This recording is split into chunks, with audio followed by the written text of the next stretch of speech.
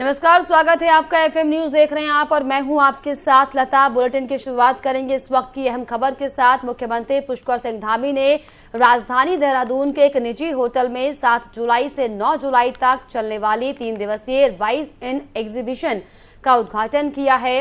इस प्रदर्शनी कार्यक्रम में सीएम पुष्कर सिंह धामी के अलावा राज्यसभा सांसद नरेश बंसल, केंद्रीय मंत्री रामदास अठावले ने भी शिरकत की है। साथ ही साथ तमाम स्कूली छात्र छात्राओं ने भी इसमें हिस्सा लिया है।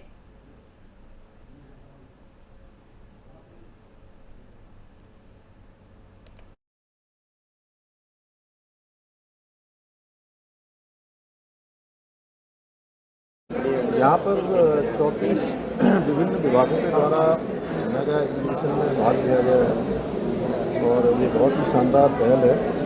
उत्तराखंड और भारत सरकार की सभी विभिन्न विभागों में भाग लिया है और निश्चित रूप से इस प्रकार के आयोजनों से सभी को एक प्रेरणा भी मिलती है, आगे बढ़ने के लिए प्रोत्साहन भी मिलता है। जैसे कार्यक्रम पिछले 8 सालों में जो मोदी जी ने गरीब कल्याण के लिए जो कार्यक्रम किए हैं, जो काम किए हैं, उन सभी की यहाँ पर एक झलक दिखाई देती है। इस क्षेत्र में हमारी सरकार प्रतिबद्ध है।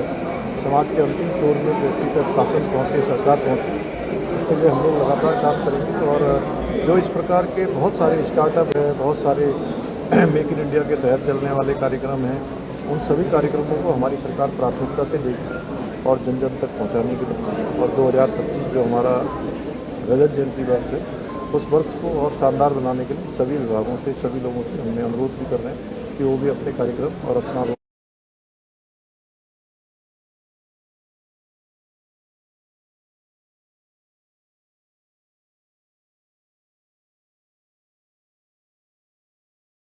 चलिए आगे बढ़ेंगे बड़ी खबर की ओर। 11 जुलाई को प्रचार के लिए दून आएंगी द्रौपदी मुर्मू। राष्ट्रपति पद की उम्मीदवार हैं। आपको बताएं, द्रौपदी मुर्मू इसके अलावा सांसदों विधायकों से अपने समर्थन में वोट मांग रही हैं। तो बड़ी खबर आपको बता रहे हैं, जहां 11 जुलाई को प्रचार के लिए राष्ट्रपति पद की उम्मीदवार द्रौपदी मुर्मू देहरादून पहुंचने वाली हैं, जिसमें विधायकों और सांसदों से अपने समर्थन में मुर्मू वोट मांग रही हैं। आपको बताएं कि राष्ट्रपति चुनाव को लेकर तमाम जो नेता हैं वो अपनी जोर आजमाइश कर रहे हैं। उसी कड़ी में 11 जुलाई को प्रचार के लिए द्रौपदी मुर्मू देहरादून पहुंचने वाली हैं।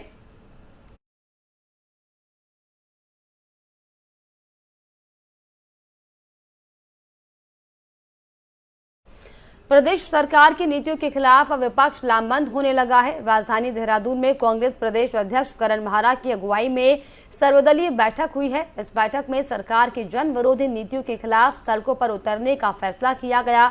बैठक में उत्तराखंड क्रांति दल, समाजवादी पार्टी, सीपीआई के नेता शामिल हुए हैं। बैठक में कांग्रेस प्रदेश अध्यक्ष करण महारा, समाजवादी पार्टी के नेता सत्यनारायण सचान, सीपीआई नेता समर भंडारी मौजूद रहे। बैठक में जन सरोकारों से जुड़े हुए महत्वपूर्ण बिंदुओं पर चर्चा हुई है।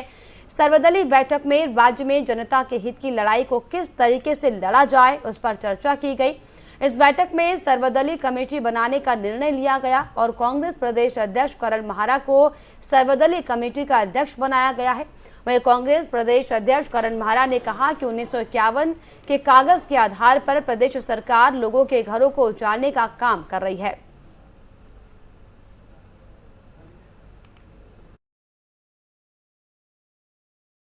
आज कोऑर्डिनेशन कमेटी के गठन पर चर्चा हुई, जिसमें यह तय किया कि जो सांप्रदायिक माहौल खराब करने के विरोध में है और भारतीय जनता पार्टी की फासिस्टवादी सरकार के निर्णयों के खिलाफ हैं, उस पर हम सब लोग मिल के लड़ाई लड़ेंगे। जिस तरीके से अभिव्यक्ति की आज़ादी को ख़त्म किया जा रहा है, संविधान को खतरे में डाला जा रहा है, उन सभी विषयों पर जो लाइक थिंकिंग के लोग हैं, एक सोच की पार्टियां हैं, वो साथ आके लड़ाई को लड़ेंगी। जिस तरीके से कैंट रोड पर प्रदर्शन पर रोक लगाई गई है, उस पर गवर्नर को एक सर्वदलीय कमेटी जाकर ज्ञापन सौंपेगी और ये बताएगी कि संविधान में हम कोई प्रदत्त अधिकार हैं। एक मॉल स्वामी के दबाव में सरकार ने निर्णय लिया है और इस निर्णय को वापस लिया जाना चाहिए। उसके अतिरिक्त जितने भी जन सरोकारों से जुड़े हुए मुद्दे हैं और उनका राजनीतिक रूप से गलत इस्तेमाल किया जा रहा है या विपक्षी दल के लोगों को प्रताड़ित किया जा रहा है, उन सारे विषयों पर हम सब लोग पूरी ताकत से मिलकर लड़ेंगे। ये आज निर्णय लिया गया। आज उत्तराखंड के प्रमुख विपक्षी दलों की कांग्रेस के प्रदेश अध्यक्ष करण महाराज जी के अध्यक्षता में बैठक हुई। कोऑर्डिनेट सुल्तान दस महाराज जी ने किया। समय की मांग है कि अब उत्तराखंड में जिस तरीके से अघोषित इमरजेंसी यहाँ भी लाई जा रही है, यहाँ भी बुलडोजर की शुरुआत कर दी गई है, यहाँ भी लोगों को परेशान किया जा रहा है, आवाज़ बंद करने के नए नए तरीके निकाले जा रहे हैं। पहले धरना स्थल उसको नरूर खेड़ा भेज दिया गया, उस समय भी विरोध किया गया, और अब जिस तरीके से 144 किसी को बेनिफिट पहुंचाने के लिए ऐसा लगता है कि सरकार जिस तरीके से केंद्र की डिक्टेटरशिप चला रही है, उसी तरीके से प्रदेश के मुख्यमंत्री प्रदेश को ले जाना चाहते हैं। सभी दलों ने निर्णय लिया है कि हम सब मिल करके जितने भी अलोकतांत्रिक, जितने भी जन विरोधी इनके निर्णय हैं, उनका हम विरोध करेंगे, और चाहे हमको जेल जाना पड़े, हमको चाहे जो कुछ करना पड़े, हम उसके लिए तैयार हैं। कांग्रेस अध्यक्ष करण मेहरा जी ने विस्तार से बताया है, और जो भी दल यहाँ उपस्थित है, धर्मनिरपेक्ष दल, जो इस देश के संविधान आइन पर भरोसा करते हैं और ये मानते हैं कि राष्ट्रवाद का एक ही स्वरूप हो सकता है, वो है संविधान के अनुसार देश को चलाना। हम ये मानते हैं कि आज उस संविधान के लिए खतरा है, बड़े पैमाने पर बेरोजगारी है, अग्निपथ जैसी योजना न नौजवानों के हित में है, न सेना के हित में है, न देश की सुरक्षा के हित में। इसलिए हम उसका पुरजोर विरोध करते हैं। महंगाई कमर तोड़ रही है जनसाधारण का, और कॉरपोरेट को बेशर्मी और निर्लज्जता के साथ भारी मुनाफा बनाने की छूट देने की योजनाएं मोदी सरकार कर रही है। इसके अलावा जो डेमोक्रेटिक राइट हैं, जनतांत्रिक अधिकार हैं, जो आज़ादी के आंदोलन और संघर्ष के उपजा हुआ अधिकार है जो संविधान देता है, उस पर भी लगातार हमला किया जा रहा है देश और प्रदेश के अंदर। इन तमाम चिंताओं पर सहमति जाहिर करते हुए आज इन पार्टियों ने फैसला लिया है कि इस चुनौती का वाजिब जवाब देने के लिए हम लोग संयुक्त रूप से कार्रवाइयों में उतरेंगे। जो जनता का पक्ष है वो हमारा भी पक्ष है, जो जनता का एजेंडा है उनकी बेहतरी का, वो इन तमाम दलों का भी एजेंडा होगा। आज कोऑर्डिनेशन कमेटी कांग्रेस की ओर से आयोजित सर्वदलीय बैठक पर उत्तराखंड बीजेपी के प्रदेश उपाध्यक्ष डॉक्टर देवेंद्र भसीन ने कटाक्ष किया है। डॉक्टर भसीन ने कहा कि ये सारे दल एक दूसरे के विरोधी हैं।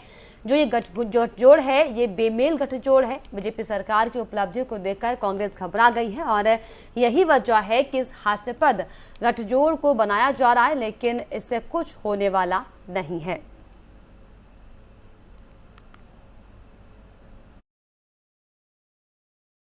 कांग्रेस द्वारा उत्तराखंड में भारतीय जनता पार्टी के खिलाफ जो गठजोड़ बनाने की कोशिश की जा रही है, वो अपने आप में हास्यास्पद है। इसका सबसे बड़ा कारण तो ये है कि ये सभी दल मूल रूप से एक दूसरे के विरोधी भी हैं, और ये बेमेल गठजोड़ बनाने की जो कोशिश है वो इनकी हताशा को दर्शाता है और राजनीतिक भूख को भी प्रदर्शित करता है। लेकिन प्रदेश की जनता भारतीय जनता पार्टी के साथ है। भारतीय जनता पार्टी की जो नीतियां हैं उनके साथ खड़ी है और लगातार अपना आशीर्वाद दे रही है। इसलिए इस बेमेल गठजोड़ का कोई लाभ होने वाला नहीं है, और जो वर्तमान में हालात हैं उससे भी इन दलों की स्थिति और ख़राब होने वाली है, क्योंकि जनता के सामने इनका एक और मुखौटा भी सामने आएगा, जिसे जनता ने पहले भी नकारा है और अब भी नकारेगी। कांग्रेस द्वारा और यहाँ पर रुक रहे हैं छोटे से ब्रेक के लिए।